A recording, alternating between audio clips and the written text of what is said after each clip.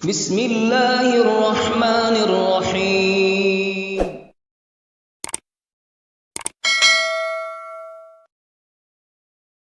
انسان کا بھی عجب معاملہ ہے کہ اسے جب تک کسی چیز میں فائدہ نظر نہیں آتا تب تک وہ اس شے کو اپنانے کا تصور بھی اپنے دل و دماغ میں پیدا نہیں کرتا۔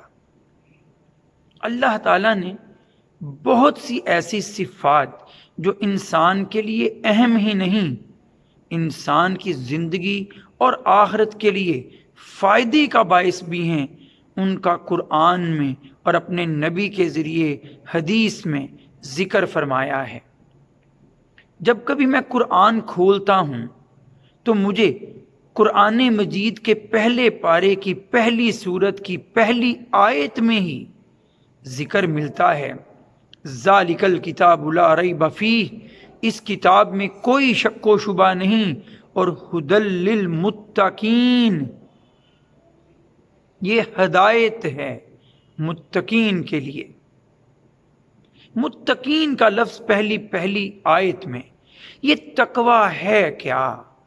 یہ تقوی جنہیں متقی کہا گیا، جن کے دل میں یہ تقوی موجود ہوتا ہے، یہ تقوی کیا ہے؟ حضرت عمر فاروق رضی اللہ تعالی عنہ نے ایک بار حضرت ابی بن کعب سے یہ سوال کیا تھا، تو انہوں نے پوچھا تھا کہ اے امیر المومنین، کیا کبھی آپ کسی ایسے راستے سے گزرے جہاں کانٹے دار جھاڑیاں ہوں؟ حضرت عمر فاروق رضی اللہ تعالیٰ عنہ نے فرمایا کئی بار۔ تو حضرت ابی بن کعب نے یہ فرمایا تھا کہ آپ کیا طرز عمل اختیار کرتے ہیں؟ تو حضرت عمر نے فرمایا کہ میں اپنا دامن سمیٹ لیتا ہوں کہ کہیں کانٹوں میں الجھ نہ جائے۔ تو حضرت ابی بن کعب نے یہ فرمایا کہ یہی تقوی ہے کہ انسان دنیا میں رہتے ہوئے اپنے زندگی کے دامن کو اس طرح سمیٹ کر چلے کہ گناہوں سے دور رہے۔ اور تقوی کتنا اہم ہے، کتنی اس کی اہمیت ہے، کیا اس کی فضیلت ہے۔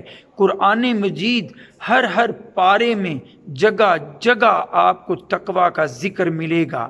کہیں نبی رحمت سے کہا جاتا ہے، سورہ احزاب کی پہلی آیت میں، یا ایھا النبی اتق اللہ، اے نبی ڈر اللہ سے، تقوی اختیار کر اللہ کے لیے۔ کبھی ایمان والوں کو سورہ بقرہ کی آیت نمبر 278 میں کہا جاتا ہے، یا ایھا الذین آمنوا اتقوا اللہ، اے ایمان والو ڈرو اللہ سے۔ کبھی سورہ آل عمران کی آیت نمبر 102 میں یہ بات دہرائی جاتی ہے، یا ایھا الذین آمنوا اتقوا اللہ حق تقاتہ ولا تموتن الا وانتم مسلمون، اے ایمان والو اللہ سے ڈرتے رہو جیسے اس سے ڈرنے کا حق ہے، اور تمہیں موت بھی آئے تو اسی اسلام کی حالت میں، اسی تقوی کی حالت میں آئے۔ تقوی کس قدر اہمیت کا حامل کہ انسان کو حکم دیا جاتا ہے اور پھر یہ کہا جاتا ہے کہ جتنی تم میں طاقت ہو اس قدر تقوی اختیار کرو۔ سورہ تغابن کی آیت نمبر 16 میں اللہ تعالیٰ فرماتے ہیں، فاتقوا اللہ، ڈرو اللہ سے، مستطعتم، جتنی تم میں طاقت ہو۔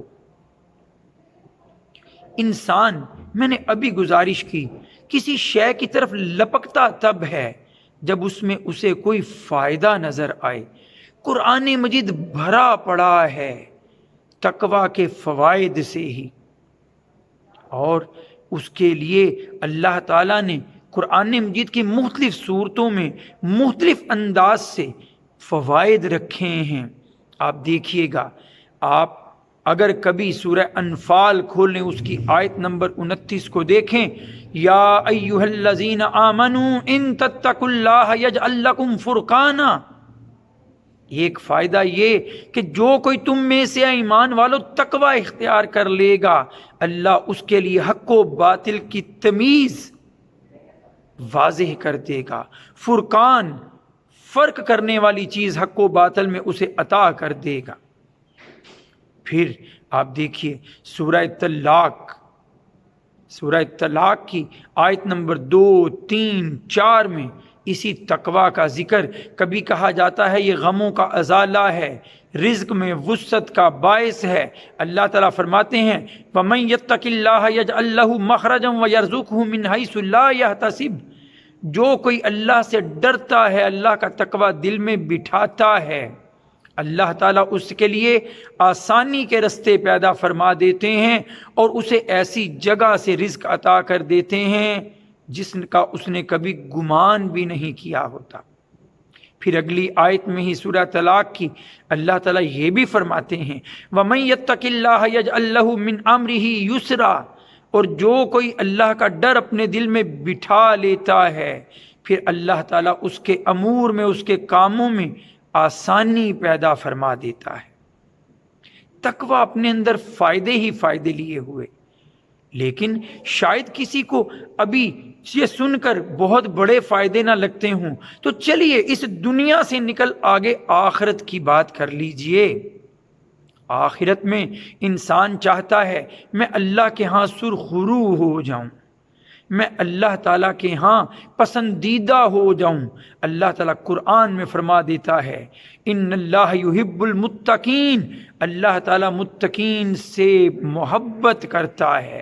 متقین اللہ کے پسندیدہ بندے ہیں، اور کس قدر پسندیدہ کہ اللہ تعالیٰ کے ہاں جائیں بھی تو وہاں عزت و توقیر، وہاں مرتبے اور رتبے کا باعث نہ مال و دولت ہوگی، نہ رشتہ داریاں ہوں گی، نہ کسی کے کوئی ذاتی حسب نسب ہوں گے، نہیں، وہاں اگر معیار ٹھہرے گا عزت کا، وہاں اگر فضیلت کا معیار ٹھہرے گا تو یہ تقوی ہے۔ اللہ تعالیٰ سورہ حجرات کی آیت نمبر 18 میں فرما دیتے ہیں ان اکرمکم عند اللہ اتقاکم، بے شک تم میں اللہ کے نزدیک عزت والا وہ ہے جو تم میں سب سے زیادہ متقی ہے، پرہیزگار ہے۔ اور پھر نبی کریم صلی اللہ علیہ وآلہ وسلم نے ہی فرمایا، سنن ابن ماجہ میں یہ روایت موجود، یہ حدیث موجود، کہ جب پوچھا گیا کہ جنت میں سب سے زیادہ کون سے لوگ جائیں گے تو آپ صلی اللہ علیہ وآلہ وسلم نے فرمایا وہ لوگ جو سب سے زیادہ تقوی رکھنے والے ہوں گے اور جن کے اخلاق سب سے اچھے ہوں گے۔ پھر مجھے اور آپ کو متلاشی ہونا چاہیے، تلاش میں رہنا چاہیے کہ ہم بھی تقوی اپنے دل میں بٹھائیں، کیونکہ تقوی کا مرکز دل ہے۔ اللہ کے ڈر اور پرہیزگاری کا مسکن یہ دل ہے۔ اس دل میں ہم اللہ کی یاد کو، اللہ کے ڈر کو بٹھائیں اور اللہ تعالیٰ سے دعا بھی کرتے رہیں کہ ہمیں اللہ تعالیٰ یہ تقوی عطا فرما دے۔ اور کیسے یہ ممکن ہے کہ اللہ تعالیٰ کی جو پسندیدہ چیز ہو، اللہ کے ہاں جو مرتبے اور فضیلت کی چیز ہو، وہ چیز اللہ تعالیٰ طلب کرنا نہ سکھائے؟ ایسا نہیں ہو سکتا۔ نبی کریم صلی اللہ علیہ وآلہ وسلم نے اپنے فرامین کے ذریعے، احادیث کے ذریعے ہمیں یہ مانگنا بھی سکھایا کہ اللہ سے تقوی مانگو بھی۔ صحیح مسلم کی حدیث نمبر 6904 میں حضرت عبداللہ بن مسعود رضی اللہ تعالیٰ عنہ فرماتے ہیں کہ نبی کریم صلی اللہ علیہ وآلہ وسلم یہ دعا فرمایا کرتے تھے کہ اللہم انی اسألک الہدی والتقی والعفاف والغنی، اے اللہ میں تجھ سے سوال کرتا ہوں ہدایت کا، تقوی کا، پاک دامنی کا اور بے نیازی کا۔ پھر اسی کتاب صحیح مسلم میں حضرت زید بن ارقم رضی اللہ تعالی عنہ سے روایت ہے کہ نبی کریم صلی اللہ علیہ وآلہ وسلم نے فرمایا حدیث نمبر 6906 میں کہ اللہم آتی نفسی تقواہا وزکیہا انت خیر من زکاہا انت ولیہا و مولاہا۔ ان دعاؤں کو اپنا معمول بنائیے، زندگی کا حصہ بنائیے، اللہ سے مانگتے رہیے اور تقوی کے ذریعے فضیلت و مرتبہ اللہ کے ہاں پائیے۔ وآخر دعوانا ان الحمد للہ رب العالمین۔ السلام علیکم۔